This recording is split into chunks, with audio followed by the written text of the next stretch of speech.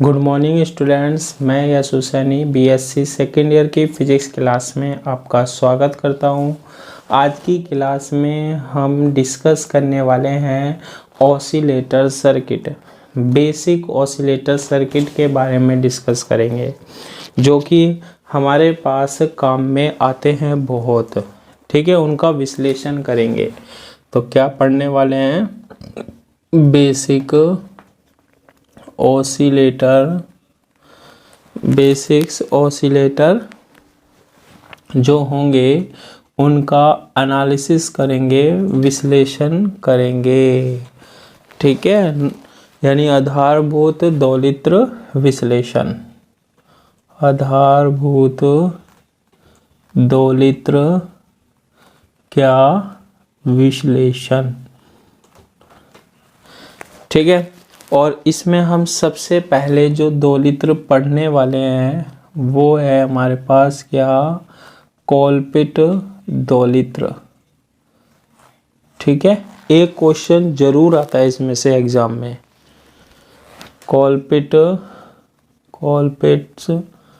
क्या ऑसिलेटर। ठीक है, कौन सा पढ़ रहे हैं हम? कोलपिट ऑसिलेटर पढ़ रहे हैं। सबसे पहले हम बात करते हैं इसका सर्किट का। ये जो दोलित्र होता है, इस दोलित्र का जो सर्किट होता है, परिपथ होता है, ठीक है, वो देखते हैं हम क्या होता है इसका।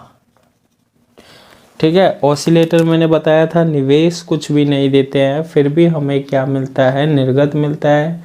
ठीक है, इनपुट नहीं देते हैं, फिर भी हमें क्या मिलता है? आउटपुट मिलता है। तो इसमें सिंपल हमारे पास उभयनिष्ठ उत्सर्जक, ठीक है, में ट्रांजिस्टर होता है, कॉमन एमीटर कॉन्फ़िगरेशन। यानी कि सबसे पहले हम यहाँ पर एक ट्रांजिस्टर बनाते हैं। ये मैंने एक ट्रांजिस्टर बना दिया और ये ट्रांजिस्टर है NPN। आप PNP भी ले सकते हो। ठीक है, ये N होगा, ये P होगा और ये N होगा। तीन टर्मिनल क्या आते हैं? CBE। उभयनिष्ठ उत्सर्जक है ये, है ना। यानी कि नीचे हमारे पास क्या आ रहा है? E आ रहा है। क्लियर है? इसमें हम बाइसिंग के लिए ताकि नियत धारा मिले, हमने यहाँ पर रेजिस्टेंस लगा रखे हैं। एक तो लगा रखा है R1 लगा रखा है। ठीक है, और एक रेजिस्टेंस यहाँ पर लगा रखा है हमने, कौन सा? R2 लगा रखा है। तो कितने रेजिस्टेंस है? 2 है। यहाँ E पर भी हमने एक प्रतिरोध लगा रखा है, रेजिस्टेंस लगा रखा है, क्या? RE। क्लियर है? बिल्कुल क्लियर है। RE के लिए हमने एक संधारित्र भी लगा रखा है, यहाँ पर CE लगा रखा है। हो गया इतना? क्या लगा रखा है हमने? CE भी लगा रखा है। इसके बाद इतना हो जाएगा। हम यहाँ पर जो ये C टर्मिनल होता है, यहाँ पर एक चौक कुंडली लगा देते हैं L। ठीक है, क्या लगा लेते हैं? चौक कुंडली L, रेडियो फ्रीक्वेंसी पर जो वर्क करती है हमारे पास। ठीक है, अभी मैं इसका काम बताऊंगा क्या होता है। यानी LC लगा रखी है और इस पॉइंट पर मैंने दे रखी है क्या? VCC। VCC का मतलब क्या होता है? 5 वोल्ट, जो कि जो C होता है ना, उसको पश्च बायस बनाता है, रिवर्स बायस बनाता है। इस C से एक हमने क्या ले रखा है? वायर ले रखा है, तार ले रखा है। ठीक है, और यहाँ E से भी एक क्या ले रखा है? वायर ले रखा है, तार ले रखा है। ले लिया। यहाँ पर हम एक दोलनी परिपथ जिसे हम टैंक सर्किट बोलते हैं वो लगा रखा है। यहाँ तो हम इसकी वैल्यू देते हैं कितनी, C2। ठीक है, ये वेरिएबल होता है, मतलब इसका मान चेंज कर सकते हैं। और यहाँ हमने लगा रखा है एक क्या, L। ठीक है, तो LC सर्किट होता है हमारे पास। कौन सा सर्किट होता है, कौन सा परिपथ होता है, LC। यहाँ एक नीचे हमने संधारित्र लगा रखा है क्या, C2। और ये जो संधारित्र है इसका जो है, इसको हमने किससे जोड़ रखा है, एक संधारित्र की सहायता से, CB संधारित्र की सहायता से निवेश में जोड़ रखा है। इसमें देखो कोई भी इनपुट हमने नहीं लिया है, कोई भी निवेश नहीं लिया है। ठीक है, तो ये क्या है हमारे पास, C2 संधारित्र है। ये जो सर्किट होता है ना जिसमें इस तरीके से कनेक्ट होता है, ये जो सर्किट होता है ये कौन सा सर्किट कहलाता है, कॉलपिट दोलित्र कहलाता है। ये C2 है तो इसको आप C1 मान लो। इन दोनों के बीच में एक पॉइंट जो है उसको हम क्या लेते हैं, ग्राउंड लेते हैं, G पॉइंट लेते हैं। कौन सा पॉइंट लेते हैं, ग्राउंड। यहाँ पर जो वोल्टता होगी ना हमारी, वो कितनी होने वाली है, 0 होने वाली है। ठीक है, तो ये जो सर्किट दिखाई दे रहा है ना आपको, ये कौन सा सर्किट है, कौन सा परिपथ है, कॉलपिट दोलित्र है। तो इसमें तो हम कुछ करते ही नहीं है। तो इसमें उभयनिष्ठ उत्सर्जक प्रवर्धक का उपयोग किया है। देखो कॉमन एमीटर, E कॉमन है। ठीक है, तो हम क्या लिख सकते हैं इसमें, उभयनिष्ठ उत्सर्जक, उभयनिष्ठ उत्सर्जक यानी कॉमन एमीटर एम्पलीफायर प्रवर्धक का उपयोग किया गया है। ठीक है, जब E कॉमन होता है ना, नीचे होता है, तो कौन सा एम्पलीफायर होता है, कौन सा प्रवर्धक होता है, ये कॉमन एमीटर उभयनिष्ठ उत्सर्जक होता है। ये जो एम्पलीफायर होता है ना, ये जो प्रवर्धक होता है, ये वाला ट्रांजिस्टर प्रवर्धक के रूप में कार्य कर रहा है यहाँ पर। ये जो एम्पलीफायर होता है ना, ये प्रवर्धक होता है ना, इसमें एक खासियत होती है। क्या होती है कि ये जो हमारे पास कॉमन एमीटर होता है ना, उभयनिष्ठ उत्सर्जक होता है, इसमें हम अगर कोई निवेश संकेत देते हैं, कोई हम इसमें निवेश संकेत देते हैं, तो जो निर्गत संकेत होता है ना उसमें 180 डिग्री का अंतर कर देता है कला में। कितने का, फेज शिफ्ट में कितने का अंतर आ जाता है, 180 डिग्री का। ठीक है, मतलब ऐसी तरंग जा रही है, पहले पॉजिटिव और नेगेटिव, इसको ऐसे बदल देता है नेगेटिव और पॉजिटिव में। तो ये भी बात लिख सकते हैं, किया गया है जो निर्गत वोल्टता में, जो निर्गत वोल्टता में निवेशी वोल्टता के सापेक्ष, निवेशी वोल्टता इनपुट वोल्टेज के सापेक्ष कितना कलांतर उत्पन्न कर देता है, 180 डिग्री का कलांतर उत्पन्न कर देता है। 180 डिग्री का कलांतर यानी कि फेज शिफ्ट क्या कर देता है, उत्पन्न कर देता है। क्लियर है ये वाली बात। यानी ऐसा दोगे ना तो ये देखो ऐसा मिलेगा, 180 डिग्री का कलांतर उत्पन्न हो गया, फेज शिफ्ट। इसके बाद ये जो R1 लगा है, ये जो R2 लगा हुआ है, ये जो RE लगा हुआ है और ये जो VCC लगा हुआ है, इनका काम क्या होता है, प्रचालन बिंदु का निर्धारण करना, Q पॉइंट का निर्धारण करना। ठीक है, Q पॉइंट मैंने आपको बताया था, वो पॉइंट होता है जहाँ पर हम ट्रांजिस्टर को क्या करते हैं, ऑपरेट करते हैं, काम में लेते हैं। ठीक है, जो हमें करंट और वोल्टेज चाहिए, जो धारा और वोल्टता चाहिए, उसको प्राप्त करने के लिए ट्रांजिस्टर को कहाँ काम में लेते हैं हम क्यू पॉइंट पर। ठीक है, तो क्यू पॉइंट का निर्धारण करने के लिए हमने R1, R2 और VCC का क्या किया है, उपयोग किया है। तो हम लिख सकते हैं R1, R2, RE, VCC क्या करते हैं, प्रचालन बिंदु यानी क्यू पॉइंट, प्रचालन बिंदु का निर्धारण करते हैं कि हमें कहाँ पर ट्रांजिस्टर, किस पॉइंट पर ट्रांजिस्टर को काम में लेता है, कितनी वोल्ट और धारा चाहिए हमें, निर्धारण करते हैं। तो ये काम किसका हो गया, R1 और R2 का हो गया। ठीक है, इसके बाद यहाँ देखो, ये हमारे पास सर्किट हो गया, ये यहाँ से ये गया, ये यहाँ से ये होता हुआ निवेश में आ रहा है। ठीक है, ये साइड होती है निर्गत, आउटपुट ये होती है निवेश।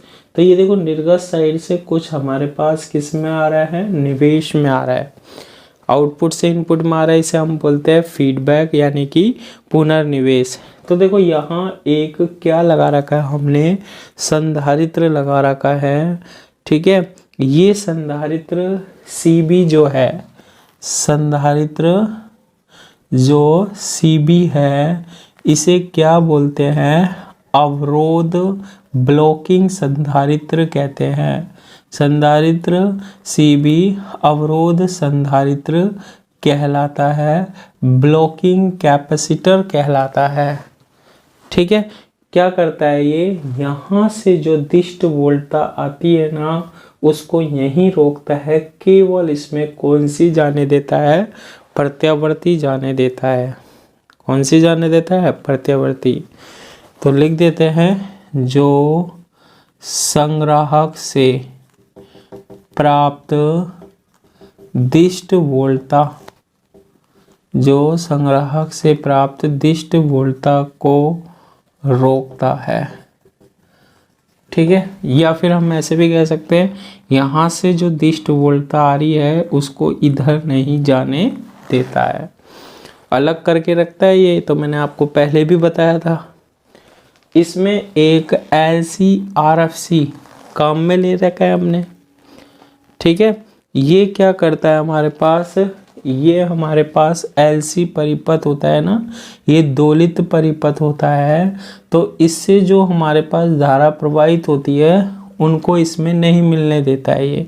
ये उच्च प्रतिबाधा उत्पन्न करता है यहाँ से उत्पन्न धारा के लिए। दोलनी परिपथ क्या करता है, संकेत उत्पन्न करता है ना, तो वो जो संकेत है उसको यहाँ नहीं जाने देता है, ये प्रतिबाधा उत्पन्न करता है ये। तो हम लिख सकते हैं कि जो LC है, LC एक रेडियो आवृत्ति पर काम करता है।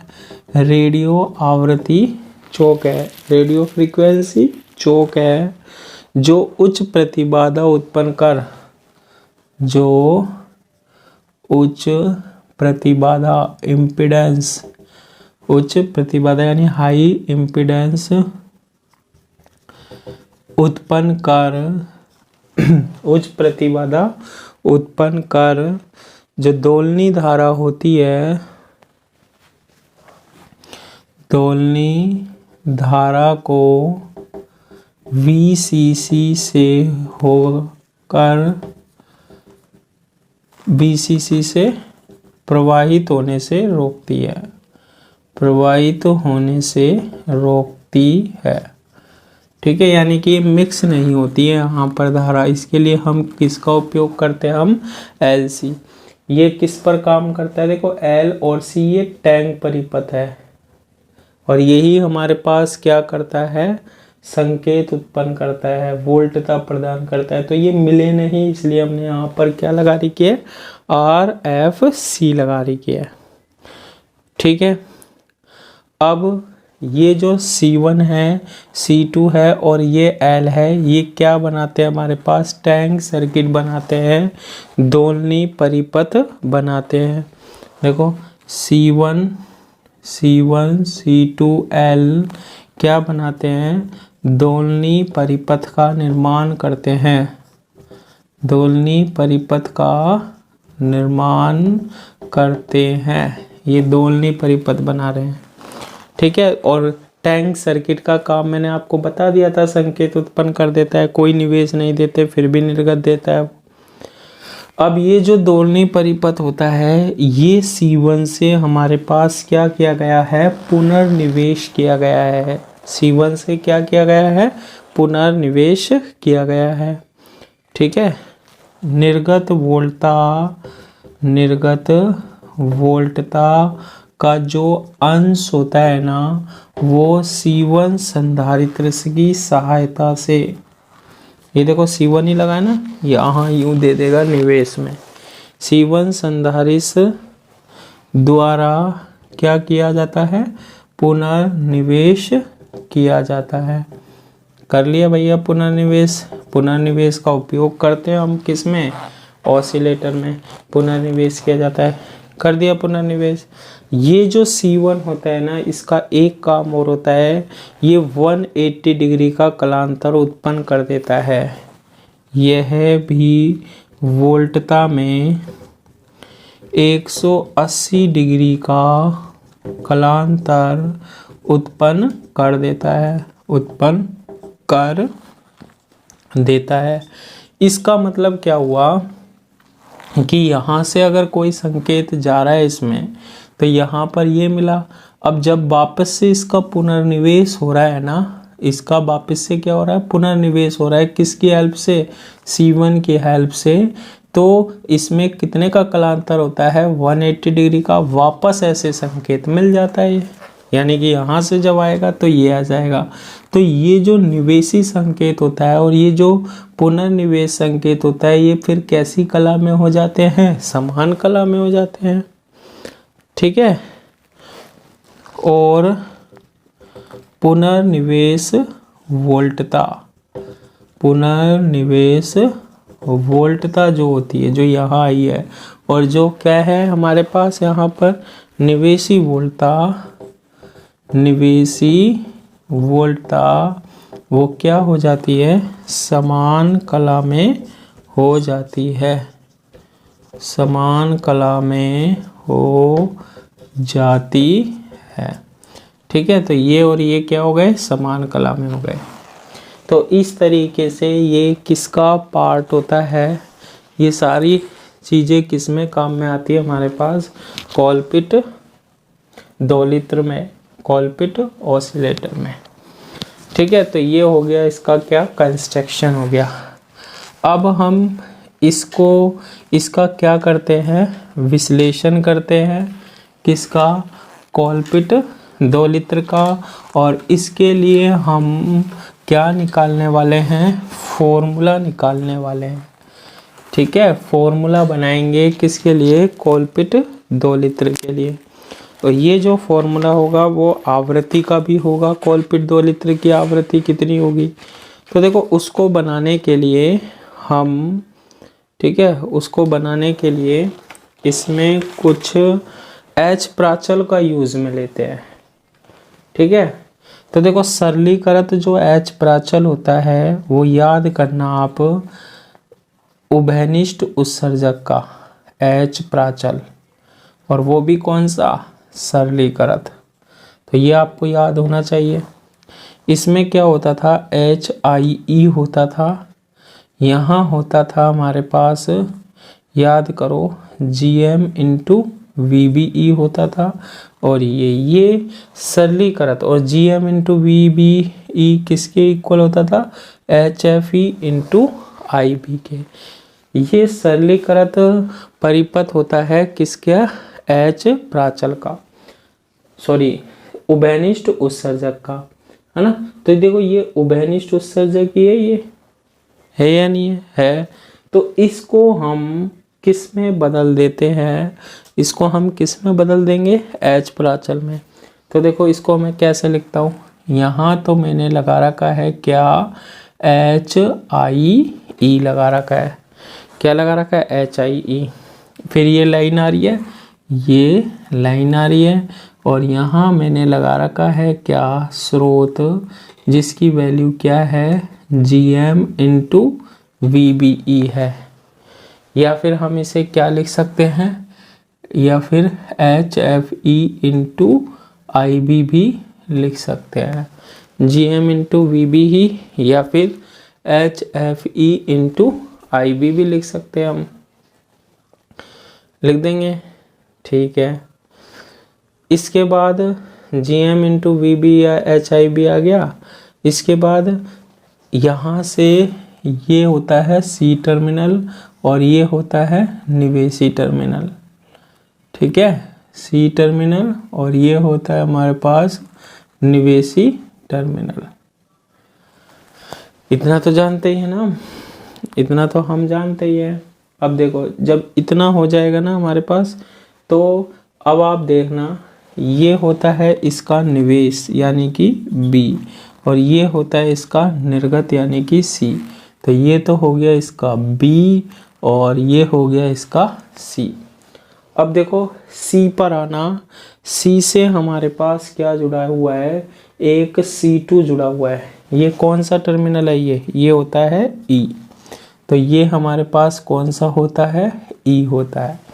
ठीक है, मतलब ये जो ट्रांजिस्टर है ना, ये चीज जो है ये इसको हम किसके द्वारा रिप्लेस कर सकते हैं, इसके द्वारा। कर दिया। अब यहाँ देखो C से क्या जुड़ा हुआ है, एक संधारित्र। ये C से मैंने एक क्या जोड़ दिया, संधारित्र, जिसकी वैल्यू कितनी है हमारे पास, C2 है। क्लियर है।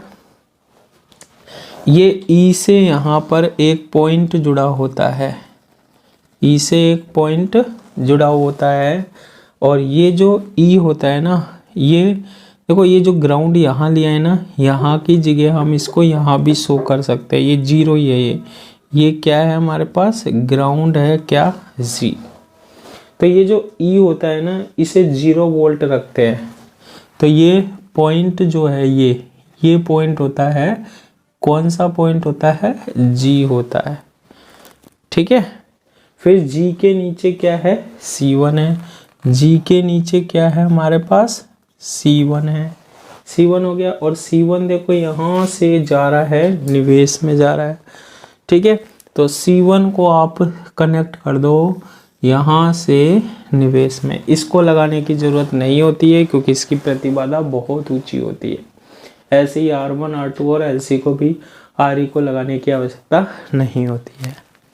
यहाँ पर देखो L यहाँ कनेक्ट है, तो ये L यहाँ पर कनेक्ट है, और ये जो G लिया है ना, इसको क्या कर देते हैं, ग्राउंड कर देते हैं। G पॉइंट जो होगा ना हमारे पास, वो क्या होता है हमारे पास, ग्राउंड होता है। कंफ्यूज ना हो इसलिए यहाँ की जगह आप यहाँ मान लो, यहाँ भी मान लोगे, कोई दिक्कत नहीं है। ठीक है, तो इस सर्किट को मैंने इधर बदल दिया। बदला क्या है, यही तो चीज़ मैंने ये लिखी है। ठीक है, क्योंकि इसका H प्राचल सर्किट ये होता है। फिर बस यहाँ C से C2 जुड़ा है, ये जुड़ा हुआ, ये E और G ग्राउंड होते हैं, बीच वाला ये G होता है ग्राउंड। नीचे क्या है, C1 है, और ये कनेक्ट है निवेश में, तो ये निवेश में कनेक्ट कर दो। CB, R1, R2, LC, RE लगाने की ज़रूरत नहीं है। ये C1, C2, L लगाएंगे क्योंकि ये दोलनी परिपथ होता है। ठीक है, दोलनी परिपथ मैंने आपको बता ही दिया। C2, C1 और ये L और ये निवेश में गया। तो ये सर्किट जो है वो कुछ इस तरीके से क्या हो जाएगा, चेंज हो जाएगा। ठीक है, अब देखो इतना चेंज कर लेंगे। अब इस सर्किट को भी हम देखो और चेंज करते हैं, इस परिपथ को भी समझना कैसे करते हैं क्योंकि आपको एग्जाम में करने आना है। मैं यहाँ से ये स्रोत उठाता हूँ जिसकी वैल्यू GM इंटू VB है। ये मैंने स्रोत उठाया जिसकी वैल्यू क्या है, GM इंटू VBE है। ले लिया स्रोत है। अब देखना ये जो स्रोत है, ठीक है, ये तो आधार था, समझाने के लिए लिखा था, ये तो आप लिख सकते हो। क्लियर है ना। अब देखो ये जो स्रोत माना है ना, इसको मैंने मान लिया पॉइंट A। क्या मान लिया मैंने, पॉइंट ए मान लिया, मान लोगे, ठीक है। या फिर अगर इसको और भी इजी करो तो आप इसको ऐसे ही रहने दो। अभी तो GM इंटू वी बी एक स्रोत है, GM इंटू वी बी एक स्रोत लगा दोगे, लगा दोगे। उसके बाद देखो इस GM के समांतर क्रम में C2 लगा हुआ है, तो इसके समांतर क्रम में क्या लगा देना आप, एक C2 संधारित्र लगा देना। और ये इससे कनेक्ट है, ये इससे क्या कर दिया आपने, कनेक्ट कर दिया, कर दोगे। ये जो पॉइंट है ना, ये पॉइंट क्या कर दो, ग्राउंड कर दो। और ये पॉइंट कौन सा पॉइंट है, G पॉइंट है। क्लियर है। G के नीचे क्या लगा हुआ है, C1, तो G के नीचे आपने क्या लगा दिया, C1 लगा दिया। G के नीचे क्या लगा दिया आपने, C1 लगा दिया। और इस C1 से ये L कनेक्ट है, तो ये हमने क्या कनेक्ट कर दिया, L कनेक्ट कर दिया। इजी बना लें इस परिपथ को, ठीक है। अब देखो GMVBE जो है उसका एक सिरा किससे कनेक्ट है, G से। GMVBE का एक सिरा G से, और दूसरा सिरा किससे कनेक्ट है, देखो HIE से, और HIE का दूसरा सिरा C1 से। तो ये है हमारे पास C1 और L वाला पॉइंट, C1 और L वाला पॉइंट ये लिया।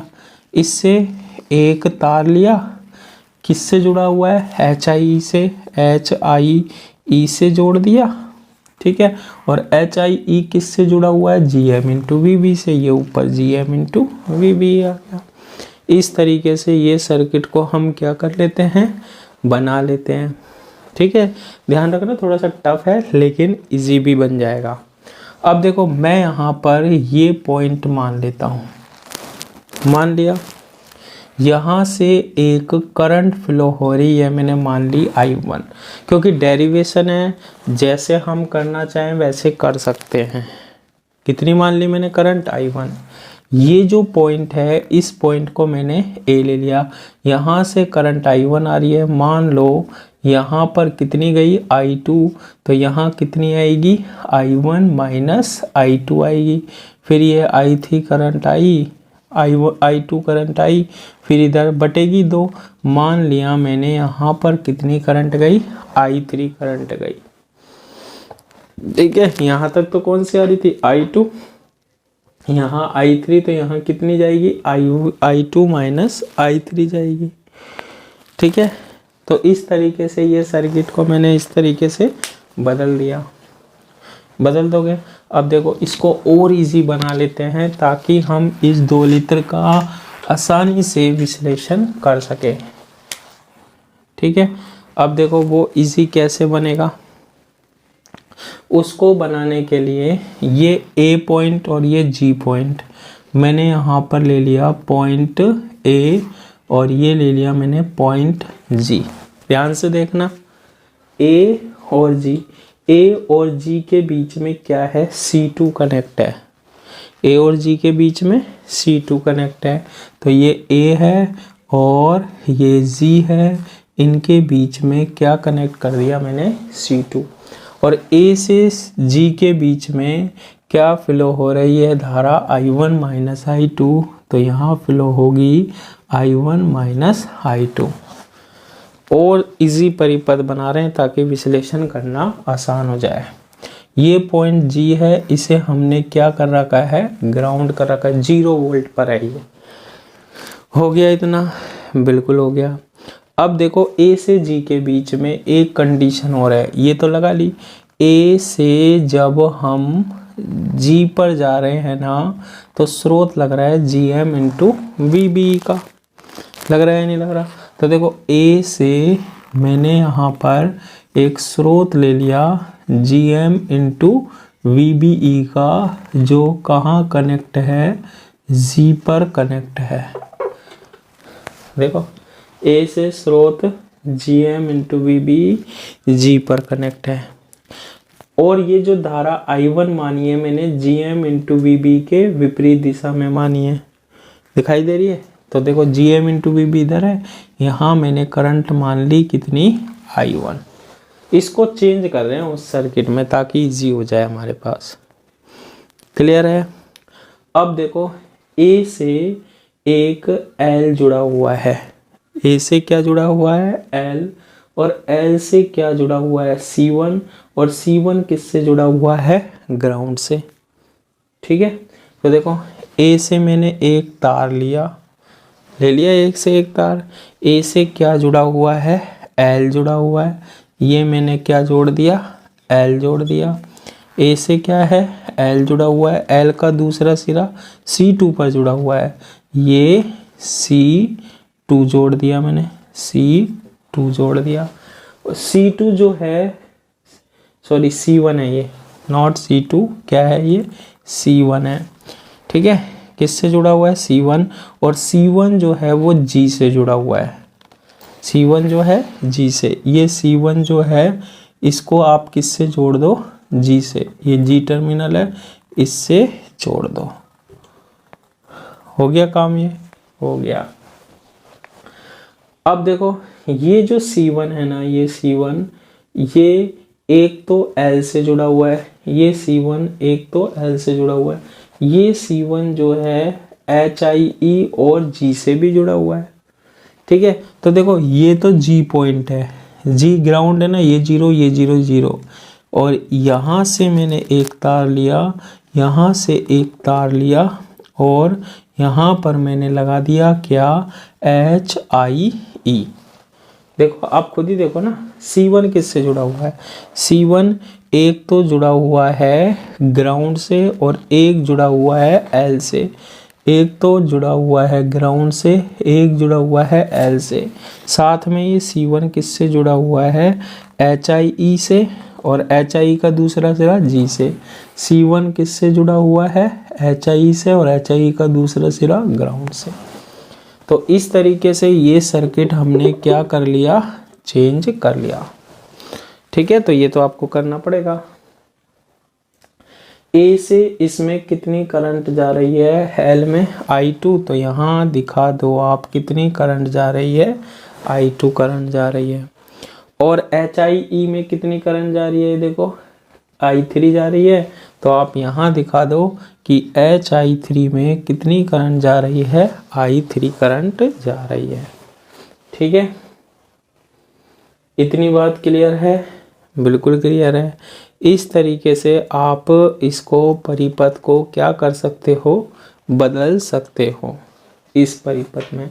कल इसका हम उपयोग में लेने वाले हैं इस सर्किट को, और इसका क्या करेंगे, विश्लेषण करेंगे।